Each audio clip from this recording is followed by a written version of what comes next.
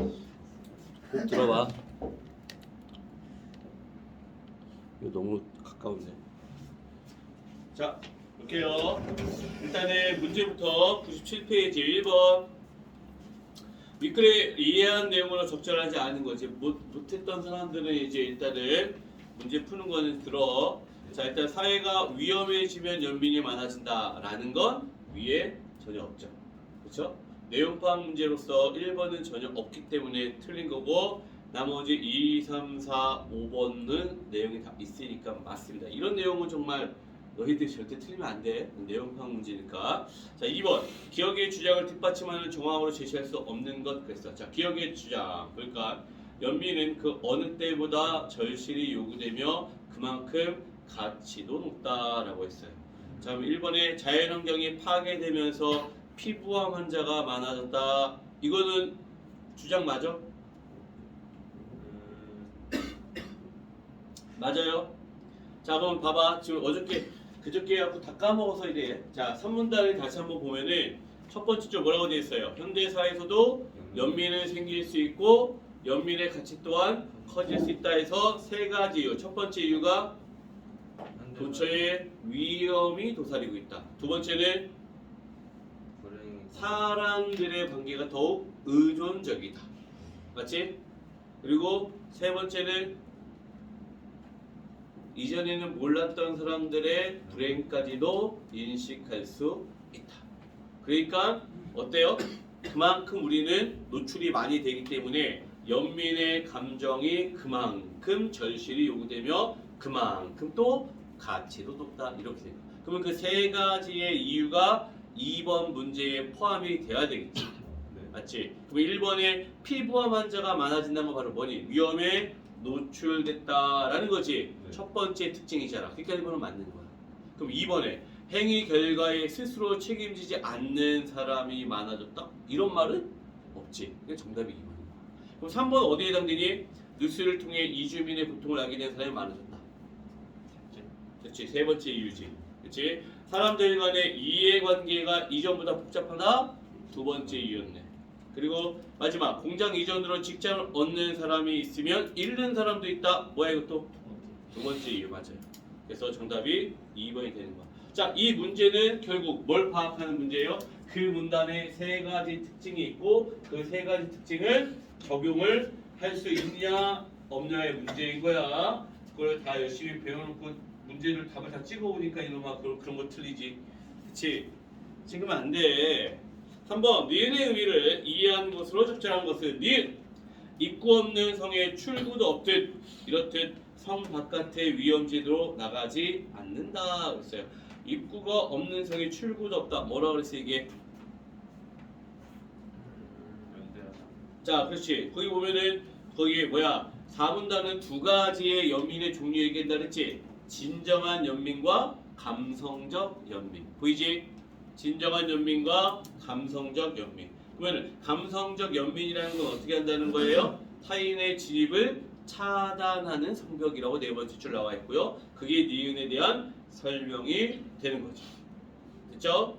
그렇기 때문에 자 이거는 감성적 연민의 의미를 적절한 것을 찾는 거야. 정답이 그래서 3번이 되죠.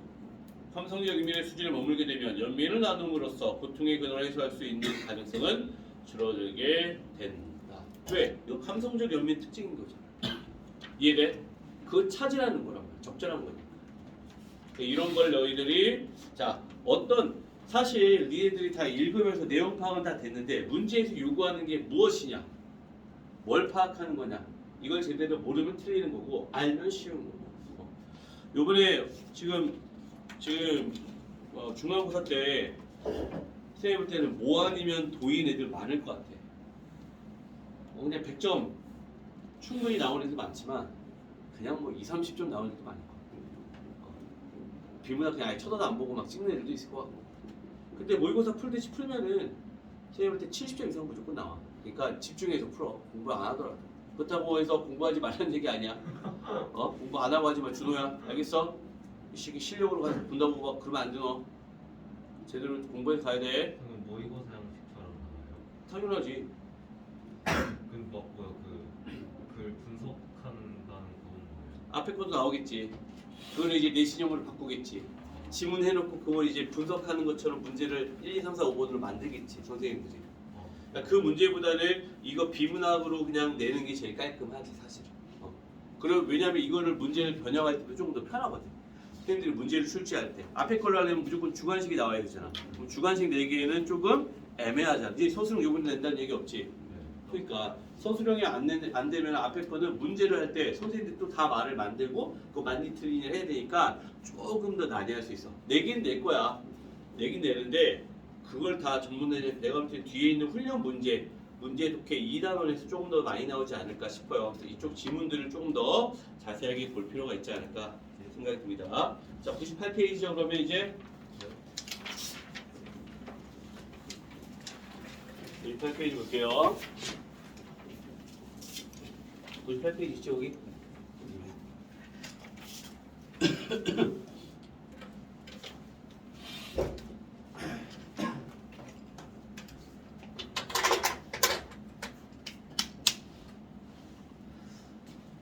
자, 볼게요. 4번, 5번, 6번의 역시 문제입니다. 항상 내가 얘기했지만 비문학은 문제를 먼저 잘 파악하면은 내용 파악하는 좀 더 도움은 된다고 얘기는 했어. 4번 내용에 대한 문제고 5번, 6번이 기억과 니은이라는 그 문단에 어디니? 기억이 어디 있냐면은 2문단에 있고 그 다음에 니은은 3문단에 있지. 그래서 2문단, 3문단 문제로 보면 돼. 거기 구체적인 내용을 파악하는 문제라고 생각하고 접근하면 되겠습니다. 자, 1문단 볼게요. 국가는 자국의 힘이 외부의 군사적 위협을 견지하기에 충분하지 않다고 판단할 때나 역사와 전통 등의 가치가 위협받는다고 느낄 때, 자, 두 가지 조건이야. 다른 나라와 동맹을 맺는다. 자, 1문단에서는 국가가 동맹을 맺는 경우, 동맹.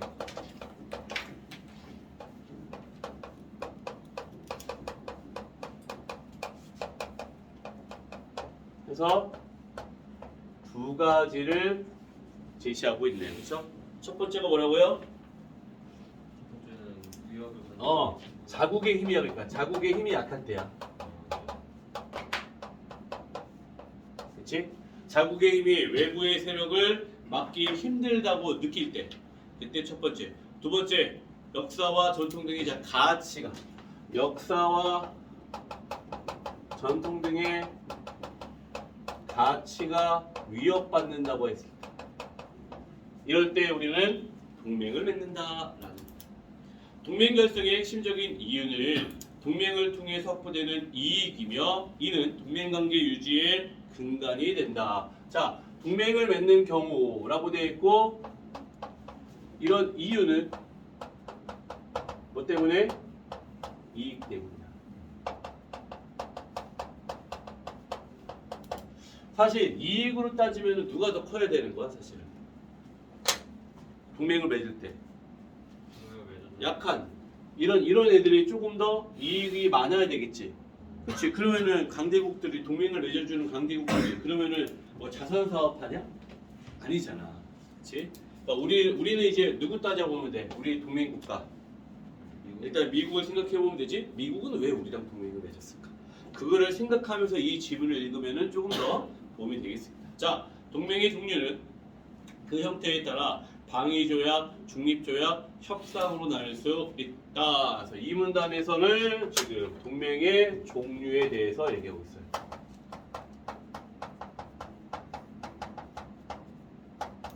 이 세 가지를 얘기하고 있어요. 1, 2, 3. 그럼 당연히 이 세 가지가 하나씩 설명이 돼야 되겠죠. 자, 먼저 방위조약에 해가지고 이제 설명이 나옵니다. 방위조약. 동맹의 종류 1. 방위조약. 개념. 조약에 서명한 국가들 중 어느 한 국가가 침략을 당했을 경우 다른 모든 서명국들이 공동 방어를 위하여 참전하기를 약속하는 것이다. 방위조약의 핵심은 뭐예요? 침략당했을 때.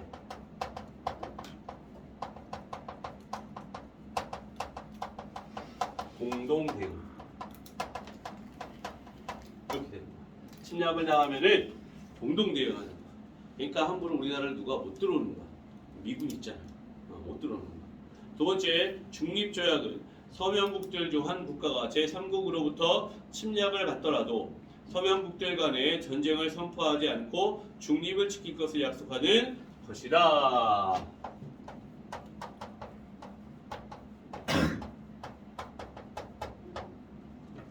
방위조약과 뭔 차이가 있지? 중립조약은 둘 다 침략을 당하는 거잖아. 네. 그렇지? 뭐? 그렇지? 이 중립조약은 서명국들 중 한 국가가 3국으로부터 침략을 받더라도잖아.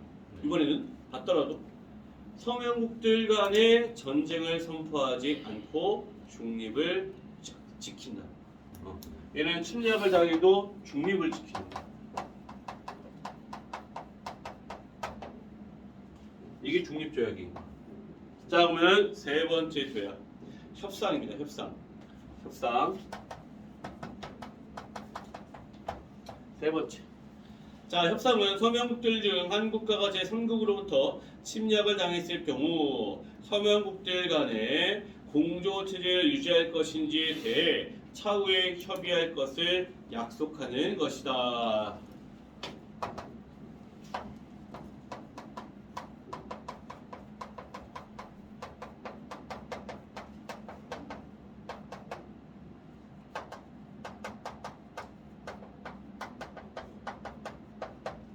공조체제 유지할 것인지 차후에 협의할 것을 약속하는.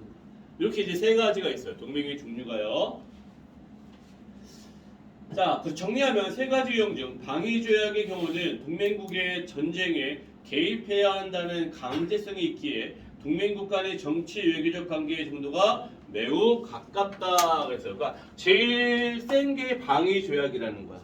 얘는 뭐냐면은 공동 대응이라는 건 강제성이 있다는 거예요. 강제성이야. 여기서 지금 보니까 강제성이 있대. 무조건이야, 무조건. 침략을 당하면 무조건 참가를 해줘야 되는 거야.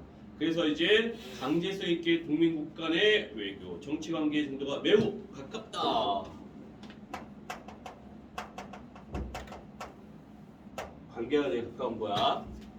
그 다음에 또한 두 번째야. 두 번째, 조약의 강제성으로 인해 전쟁 발발 시 동맹국가 관계 속에서 국가가 펼칠 수 있는 정치 외교적 자율성은 매우 낮다.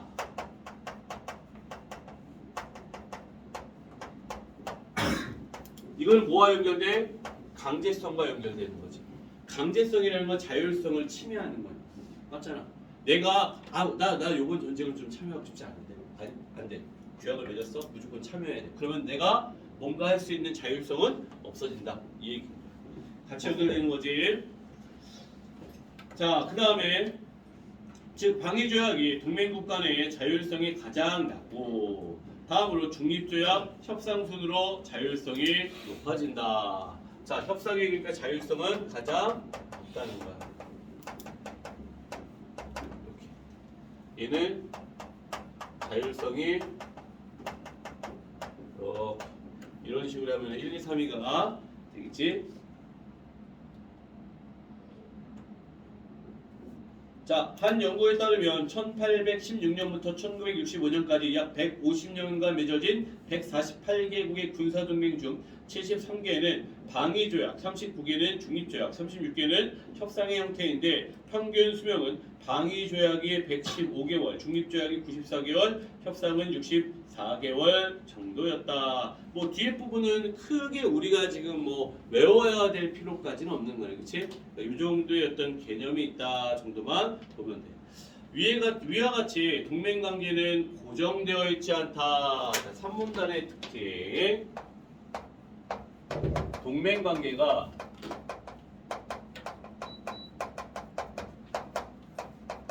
고정되어 있는 건 아니다라는 거야. 고정되어 있는 건 아니래. 그 이유에 대해 현실주의자들과 구성주의자들은 서로 다른 견해를 보이는데, 그럼 여기서 이제 우리는 현실주의, 구성주의 이 두 가지의 견해를 대조해서 봐야 되는 거지. 서로 다른 견해니까 정리해야 되겠지. 이는 국제사회를 바라보는 시각의 차이에서 기인한다.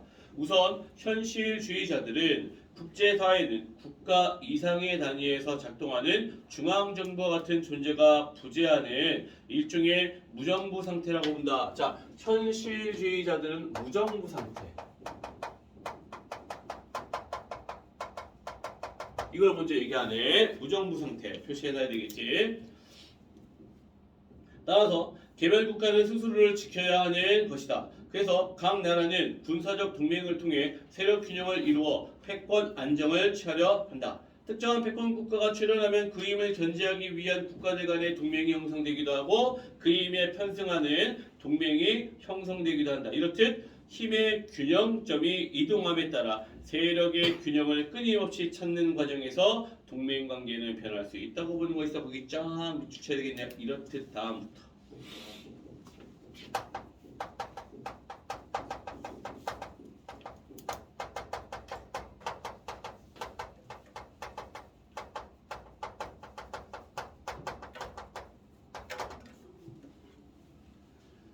현실주의자는 딱 보니까 다른 게 아니야. 현실주의자들은 각 나라마다 자기 나라는 누가 지켜야 돼?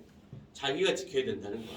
그러면 자기가 이제 나라를 지키기 위해서는 힘이 약하니까 어떻게 돼요? 힘이 센 사람과 협상을 맺을 수밖에 없는 거지. 동맹을 맺을 수밖에 없다는 거야. 그래서 나보다 더 센 나라가 우리나라를 침범하지 못하게끔 동맹 관계를 유지한다라는 거지. 북한은 누구랑 동맹 관계를 유지하고 있을까? 중국 또 러시아 또 북한이 동맹 관계를 맺은 건 핵이지. 그치? 핵과 친구지, 그치? 얘는 믿을 게 얘네밖에 없어. 무조건 뭐만 하면 킥킥 거리면서 돈 내놓으라고 그러고. 그러니까 되게 웃기지만 우리도 더러운데 어떻게 그 핵 때문에 또 함부로 또 어떻게 할 수가 없는 거야. 이게 참 애매한 관계라는 말이지. 그래서 지금 항상 미국이나 나라들을 이제 북한에 대해서 압박을 할 때 다른 거 없잖아. 무조건 뭐만 포기하라 그래. 핵만 포기해. 다 해줄게 이러잖아.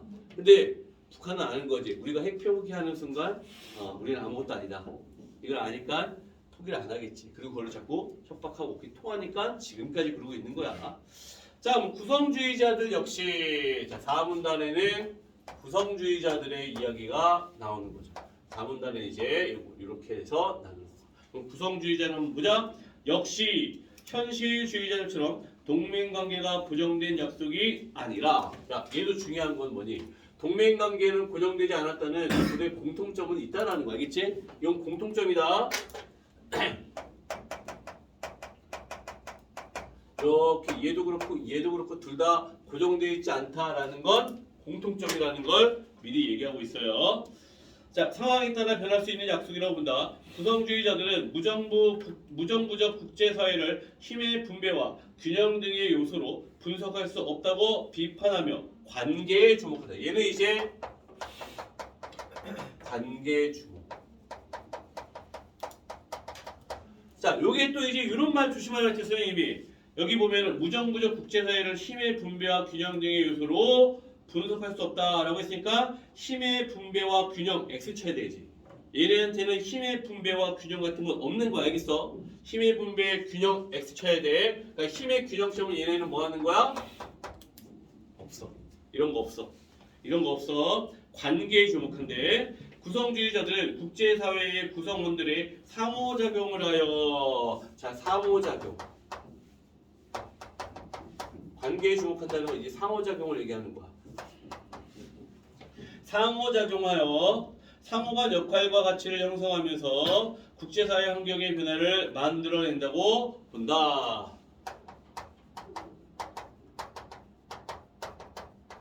이렇게 상호작용을 통해서 그 상호관계의 역할과 가치를 형성한다고 했죠. 이거니까 약간 이상적이잖아, 이거 보면. 자, 상호작용의 변화에 따라 동맹은 달라질 수 있는데 타국이나 국제사회에 대한 인식이 긍정적이고 국제사회에서의 구성원들의 역할에 가치가 있다고 판단될 때 긍정적인 동맹관계를 맺고 평화로울 수 있지만 그렇지 않으면 동맹은 파괴될 수 있다고 본 것이다 했어요. 그러면 상호작용의 변화에 따라 표시해야 되겠지? 상호작용의 이 변화에 따라 동맹관계가 변해요.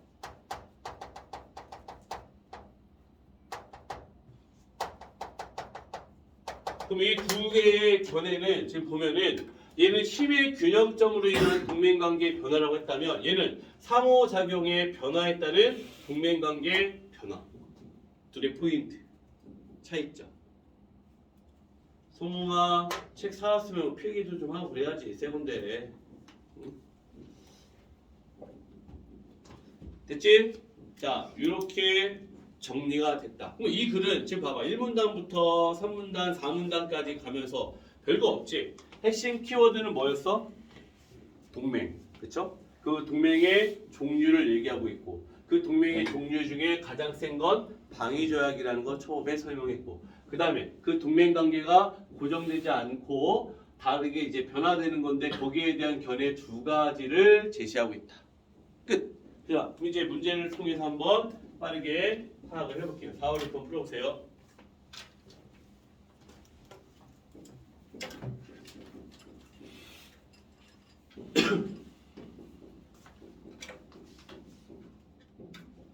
자, 같이 한번 해볼게요. 그러면 문제가 다른 앞에 있던 문제들보다는 조금 더 추론적인 문제, 조금 까다로웠던 문제라고 볼 수 있어. 4번 윗글에 대한 이해로 적절하지 않은 것. 최근에 이제 이런 추세들은 많이 나온다고 했지만 자 내용 파악 문제 정답이 4번이에요. 얘는 이유가 뭐냐? 패권 국가에 출연하기 위해서는 여긴 결과지. 필요하다 원인이지. 맞지? 근데 우리가 여기서 보면 아까 패권 국가에 출연 나와 있죠. 몇 문단이 있었어요? 3문단의 밑에서 세 번째 줄 봐봐. 패권 국가가 출연하면 이유지. 견제하기 위한 국가들 간의 동맹이 형성된다. 결과지. 이해돼? 즉 4번은 원인과 결과가 뒤바뀌었습니다. 자 이게 요즘에 좀 많이 보이는 것들 중에 하나예요. 그렇죠? 원인과 결과를 뒤바꿔 버립니다. 그러니까 말은 다 있으니까 그럴싸하고 그러다 보면은 넘어가. 아니야. 원인 결과 잘 따져야 돼. 알겠죠? 그래서 4번 옆에다가 쓰세요. 원인과 결과, 인과관계 잘 따질 거 이렇게 써놔요. 인과관계 잘 못 따지면은 틀리는 문제입니다. 이제 5번도 마찬가지야. 기억을 통해 이끌어낸 결론. 얘는 기억 밑에 나와 있는 한 연구에 따르면 하면서 쌤이 이제 크게 중요하지 않았는데 문제 냈지. 그럼 이걸 가지고 추론하라는 얘기인 거야. 결론 가지고. 연구 결과 가지고 추론하는 건데 가장 적절한 건 5번이죠. 왜? 동맹관계가 가깝고 자율성이 낮다라는 건 어디야? 여기지. 동맹관계가 가깝고 자율성이 낮을수록 즉 방위조약이죠. 방위조약이 수명이 연장됐다. 즉 방위조약의 수명이 가장 어때요? 방위조약의 수명이 어때요? 가장 길잖아. 그치? 그러니까 정답이 5번이지. 그거 찾으라는 거야. 이런 거 틀리는 건 뭐야? 그냥 실수. 계산 못해서. 쉽지? 자 6번 니은의 전제. 자 전제 다시 한번 밑줄 쳐놓고 전제라는 건 좀 전에도 얘기했지만 그것이 일어나기 위한 먼저 조건을 얘기하는 거야. 결과가 아니야. 그치? 그러니까 주혁이가 다리를 다쳤어. 다리를 다치기 위한 전제 조건은 뭐니? 네가 다리를 다치기 위한 전제 조건은 뭐야? 다리가 멀쩡해야 된다는 거지. 멀쩡하지 않으면 다칠 일이 없거든요. 맞죠? 네. 이해되죠? 자, 얘는 그러니까 그런 걸 찾으라는 거야. 봐봐. 니은 같은 경우는 국제사회는 국가 이상의 단위에서 작동하는 중앙정부 같은 존재가 부재하는 무정부 상태라고 본다. 자, 여기 무정부 상태라고 했어. 그러면서 뭐라고 얘기했어? 힘의 균형점에 따라서 동맹관계가 변화된다 그랬는데 이유가 뭐냐? 이거에 대한 전제 조건은 뭐냐는 거야. 사람들은 왜 힘의 관계에 의해서 움직이게 되고 그러냐는 거야. 근데 거기에 보면 뭐라 했어? 따라서 니은 바로 옆에 따라서 개별 국가는 스스로를 지켜야 한다 그랬지. 그치? 개별 국가가 스스로 지켜야 되는 이유는 모든 국가들은 뭐라는 전제 조건이 있는 거야? 이기적이라는 전제 조건이 있다라는 거야. 그래서 정답이 4번이 되는 거야. 1번이나 2번 같은 경우는 뭘로 보는 거야? 이게 결과로 본다고. 그 니은으로 인한 결과가 스스로를 지키려고 하고 힘의 분배와 균형을 유지하기 위해 노력하는 결과로 나타난다고. 전제는 걔네들이 왜 그러기 때문에 그런 거야? 이기적이기 때문에 그렇다라는 거야. 그래서 정답이 4번인 거야. 이해돼? 그리고 3번과 5번은 아예 뭐야? 3번과 5번은 사문단 내용이잖아. 구성주의 입장이라. 그러니까 아예 3번과 5번 여기서 거론하면 안 돼. 3번, 5번을 쓰는 순간 아예 문제 포인트 자체를 넘어가 못 맞추는 거지. 됐지? 네. 이해됐죠? 자, 그럼 이제 뒷페이지로 넘어가겠습니다. 어디냐면 106페이지래. 106.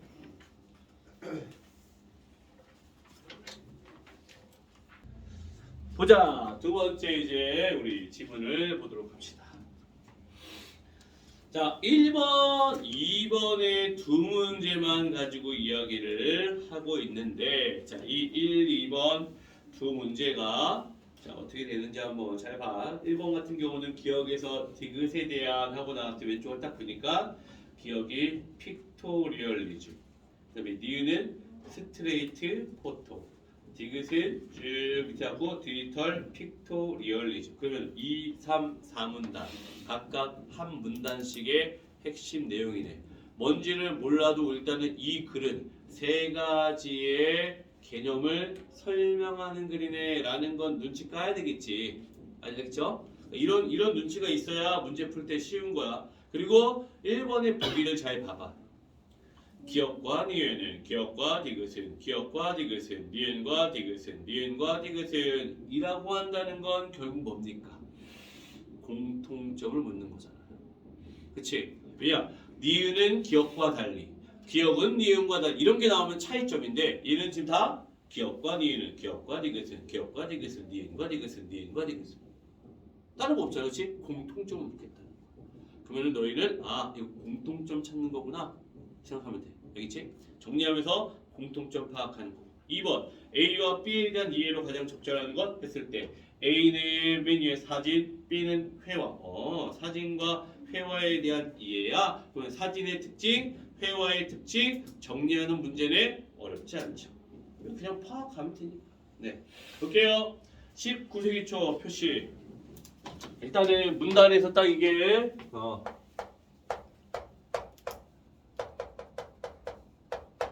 이런 식으로 시대를 나타내는 말이 나온다. 그냥 미친 척하고 그냥 우리는 탁 표시해놓고 이거는 무조건 시대의 흐름, 시간의 흐름에 따른 변화 과정을 다룰 수도 있겠구나라는 생각이 있어야 돼. 이런 거 무슨 관점이라고 얘기했어? 통시적 관점이라 했지. 그게 나올 수 있구나라는 생각을 하고 들어가야 돼. 그래야 문제 풀 때 조금 더 쉬워. 변화 과정이나 보고 19세기 초 등장한 사진은 자 이때 이제 사진의 등장이네. 그 전까지는 사진은 없었네. 자, 19세기 초 등장한 사진은 2차원 평면 위의 현실을 재현한다는 점에서 회화와 비슷하지만 자, 거긴 공통점이죠.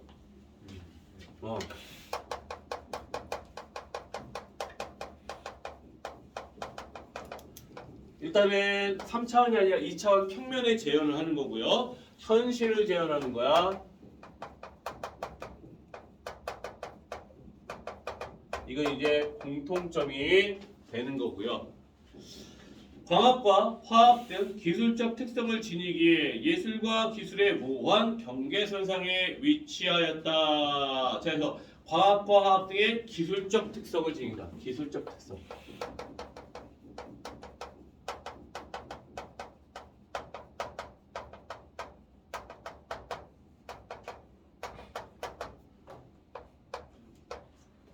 사진의 특징.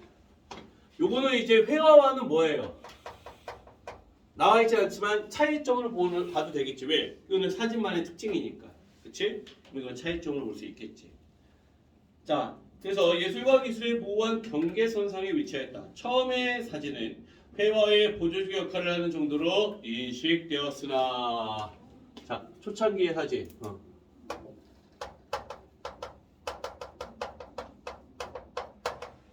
회화의 보조적 역할이야. 보조적. 그러니까 그 당시는 아직 회화가 더 우세했다는 얘기네요. 19세기 후반에 픽토리얼리즘이 등장하면서 사진으로서 독자적 예술성을 추구하려는 경향을 보이게 된다. 자, 그럼 이제 19세기 후반으로 가는. 그럼 일단 초창기는 19세기 초로 보면 되고 19세기 후반 독자적 영역.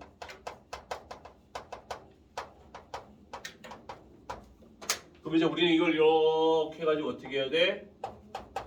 변화 양상. 그래서 여기서 우리는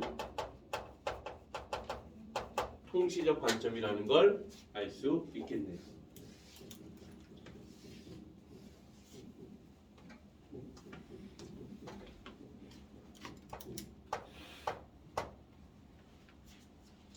자, 이 문단 그래서 이제 픽토리얼리즘이 나옵니다. 이 문단의 개념, 픽토리얼리즘.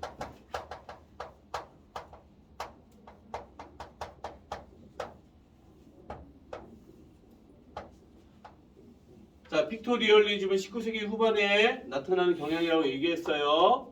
그러니까 이제 여기에서 정리가 될 거야. 사진도 회화와 같은 예술적 표현이 가능하다는 점에서 출발하였다. 등장 계기네. 여기에서 자, 등장 계기, 그러니까 전제 조건이지. 뭐니? 사진도 뭐다? 사진도 뭐다? 예술이다. 이 얘기잖아요. 사진도 예술이다라는 거에서 출발할 때 픽토리얼리즘을 추구하는 작가들은 사진의 복제성을 포기하고 회화의 속성인 수공적 방법을 끌어들여 예술적 가치를 높이려고 노력했다. 회화적 구현의 방식으로 사진의 초점을 흐리게 하거나 인화 방식을 다양하게 하는 등의 방식을 사용했던 것이다. 그랬어요. 자, 그럼 이 픽토리얼리즘의 작가들이 원래 기존의 사진의 특징을 좀 포기하는 것. 그 말은 뭐냐면 뭘 추구한다는 거야? 예술성을 추구한다는 거. 즉 예술성을 추구하기 위한 노력이 나오는 거네. 지금 여기 보니까. 그 예술성을 추구하기 위한 노력으로 자, 일단은 첫 번째 뭘 포기해요?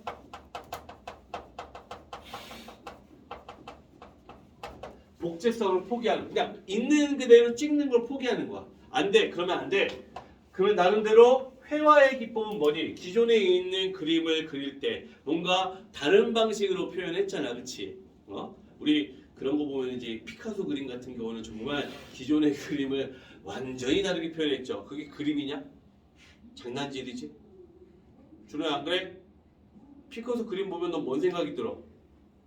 나보다 못 그리네 그런 생각 들지 않아? 맞잖아. 근데 그게 조준호니까 안 팔리는 거지. 막 거기에 피카소 쓰면은 그냥 팔리는 거야. 그게 예술 아니야. 즉 사진도 어떻게 했어요? 그런 짓을 하려고 뭐를 튕겨버려요? 뭐를 튕겨버려요? 초점.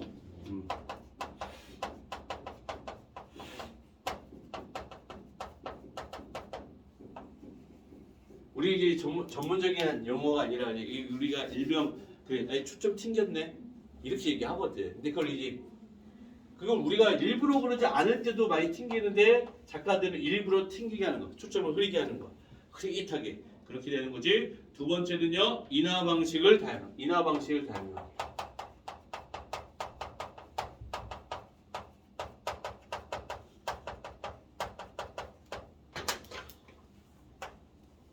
이 두 가지를 한마디로 표현한 게 바로 뭡니까?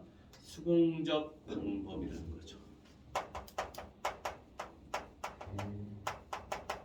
거기 나와있지 위에 이제 수공적 방법을 끌어들여야 했으니까 수공적 방법. 손으로 쉽게 내가 하는 것처럼 이렇게 하는 거예요. 그래서 예술적 가치를 높이는 건 여기에 예술성을 추구하는 거.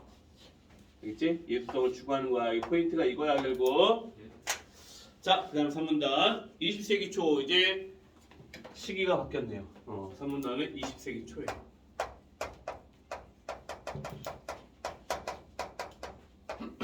또 변화가 됐어요. 사진이 갖는 기술적 특성인 기록성에 더 중점을 두고자 했던 스트레이트 포토가 등장한다. 20세기 초는 스트레이트 포토.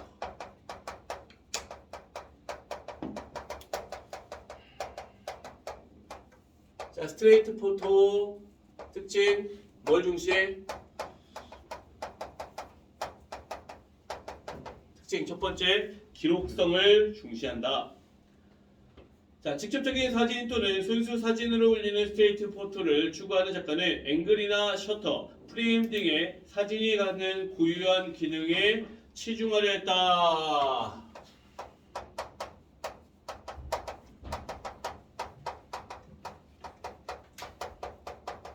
그러니까 이게 보면은 얘네랑은 좀 다르지. 픽토리얼리즘과는 좀 다르지. 얘네는 일부러 이런 거를 막 흐리게 하고 인화 방식은 다양하겠지만 얘는 오히려 기존의 고유한 기능에 조금 더 초점을 맞춘다는 거잖아. 그 고유한 기능의 사례에 대해 거기 앵글, 셔터, 프레임, 앵글, 셔터, 프레임 이런 것들에 치중을 했다라고 하는 거야. 즉 같은 말이야. 사진에 어떠한 조작도 가하지 않고 작가의 의도를 표현한다. 이게 이제 중요한 포인트. 앵글, 셔터, 프레임을 고유한 기능에 치중했다는 이 말은 뭘 하지 않는다? 뭘 하지 않는다? 조작하지 않는다. 조작이 없는 거. 그냥 있는 그대로. 이게 포인트. 이 2번의 특징. 미국의 폴 스트랜드는 그의 작품 월스트리트 뉴욕에서 프레임의 설정만으로 자본주의의 부정적 숙성을 드러내고자 하였다. 대형의 직사각형 창이 있는 육중한 석조 건물과 출근하는 왜소한 사람들의 모습의 대비만을 프레임에 넣어 거대한 자본의 논리에 작아지는 사람들을 표현한 것이다. 자, 위에 사진 바로 있죠. 사진 있지, 그치? 그래서 거기에 보면은 야, 이 구체적인 사례하고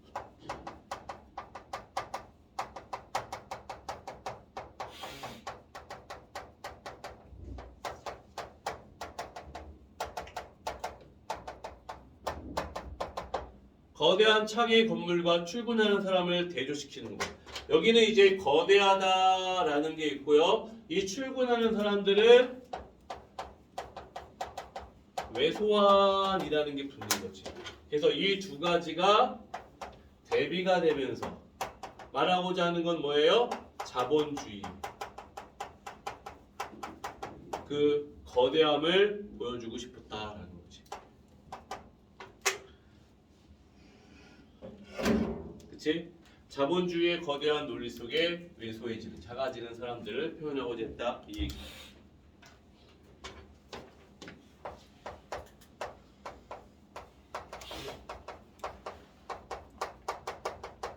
자, 마지막은 이제 20세기 후반으로 넘어왔어. 이거 완벽해졌지. 이제 19세기 초, 후반, 20세기 초, 20세기 후반. 사진의 변화는 어렵지 않잖아? 자, 디지털 기술을 통해 보다 다양한 표현이 가능해짐으로써 디지털 픽토리얼리즘이 등장하게 된다. 디지털 픽토리얼리즘.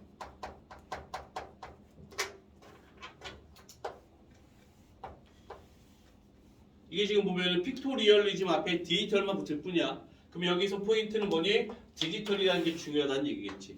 변화 양상에서, 그치? 그럼 아까 픽토리얼리즘의 포인트는 뭐였어요? 예술성을 추구하기 위해서 초점을 올리게 하거나 인화 방식의 다양성이 있었지. 그럼 디지털 픽토리얼리즘이니까 당연히 그 방법을 디지털화했겠지. 그러지 않겠니? 느낌이 그렇잖아. 그럼 봐봐 어떻게 했는지. 자, 디지털 기술은 이미지의 합성 및 변조와 실제하지 않는 대상의 구현 등 다양한 표현을 가능하게 했고, 이러한 가능성으로 인해 작가들은 자신들의 주제의식을 효과적으로 표현할 수 있게 되었다. 그래서 자, 그럼 이제 이 방금 말한 거 똑같잖아. 이 디지털 기술이라는 게 어떠한 역할을 했느냐. 자, 그래서 이미지에 거기 표시되겠지.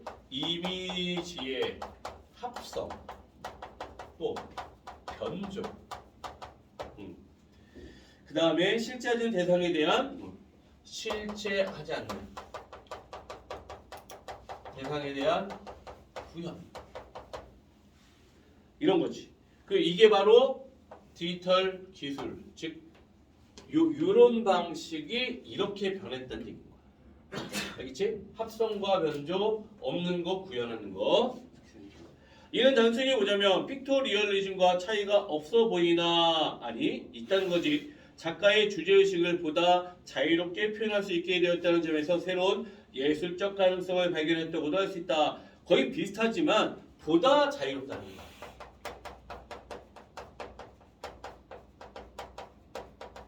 그럼 이 말의 의미가 뭘 것 같아? 주어가? 얘랑 거의 같은데 얘보다 자유롭대. 그 말의 표현이 뭐냐? 보다 자유롭다는 거. 제약이 없다. 어? 더 다양한 방식으로라는 걸로 보면 돼. 더 다양하게. 맞잖아. 얘는 기껏 할 수 있는 건 뭐밖에 없었어? 초점을 흐리게 하거나 일화 방식을 다양하게 하는 것 외에는 없는데 얘 같은 경우는 이런 방식을 통해서 조금 더 자유롭게 즉 더 다양한 방식으로 변화를 추구하고 예술성을 드러내었다라고 볼 수가 있다는 거지. 문제 풀어봐. 1, 2번. 그러면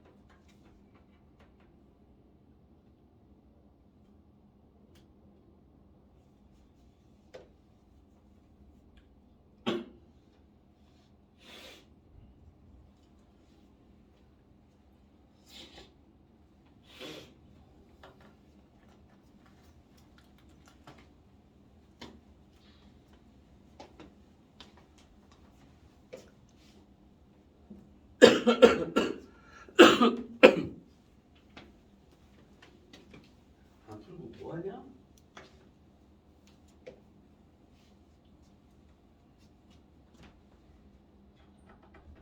저기 다 풀었냐? 응.